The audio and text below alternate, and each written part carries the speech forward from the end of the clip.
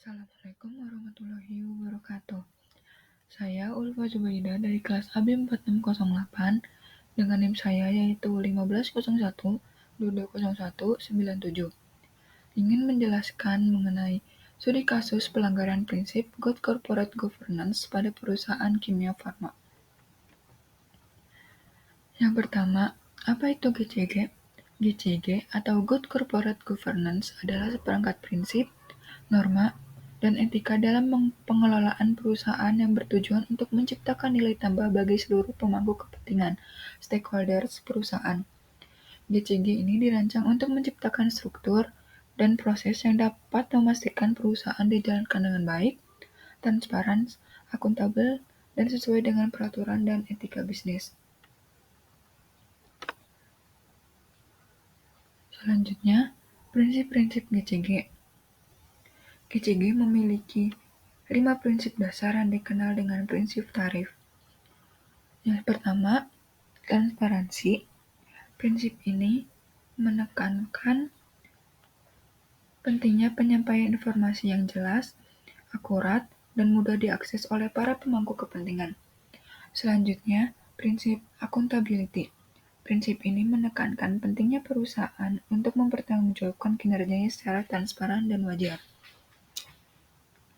Selanjutnya, ada prinsip responsibility atau pertanggungjawaban. Prinsip ini menekankan pentingnya perusahaan untuk bertanggung jawab secara sosial, lingkungan, dan ekonomi. Selanjutnya ada prinsip independensi, yaitu prinsip yang menekankan pentingnya lembaga pemerintah atau perusahaan untuk dikelola secara profesional tanpa benturan kepentingan dan pengaruh atau tekanan dari pihak lain. Selanjutnya ada fairness atau kesetaraan dan kewajaran. Prinsip ini menekankan pentingnya perusahaan untuk memberikan perlakuan yang sama dan adil. Selanjutnya, masuk ke dalam kasus pelanggaran kimia farma. Kasus pelanggaran kimia farma yang pertama terjadi pada tanggal 31 Desember tahun 2001. Kasus yang pertama ini terdapat dugaan manipulasi laporan keuangan yang melibatkan mantan direksi perusahaan.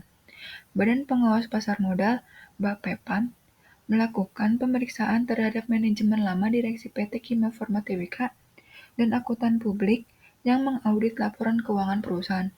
Sebagai akibat dari temuan tersebut, PT Kimia Farma Persero Tbk dikenakan sanksi administratif berupa denda sebesar Rp500 juta.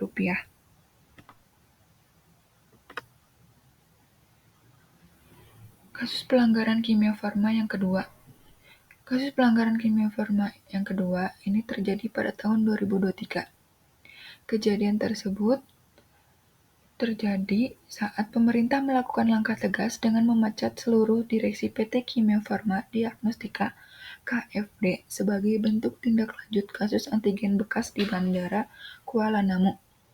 Menteri BUMN Erick Thohir juga menyatakan bahwa kasus tes antigen dengan peralatan bekas oleh Kimia Farma Diagnostika bertentangan dengan prinsip Good Corporate Governance. Selanjutnya, prinsip GCG yang dilanggar oleh PT Kimia Farma. Pada kasus yang pertama, prinsip GCG yang dilanggar adalah manipulasi laporan keuangan, melanggar prinsip transparansi, dan denda yang dikenakan oleh BAPEPAM bertujuan untuk mengingatkan perusahaan akan pentingnya akuntabilitas dan responsibility. Pada kasus yang kedua, penggunaan antigen bekas melanggar prinsip transparansi karena melibatkan kekhawatiran terkait keamanan dan kesehatan. Sedangkan pemecatan seluruh direksi merupakan respon terhadap kasus antigen bekas sebagai upaya untuk memperbaiki akuntabilitas dan pertanggungjawaban perusahaan. Sekian dari saya, kurang lebihnya mohon dimaafkan. Wassalamualaikum warahmatullahi wabarakatuh. Terima kasih.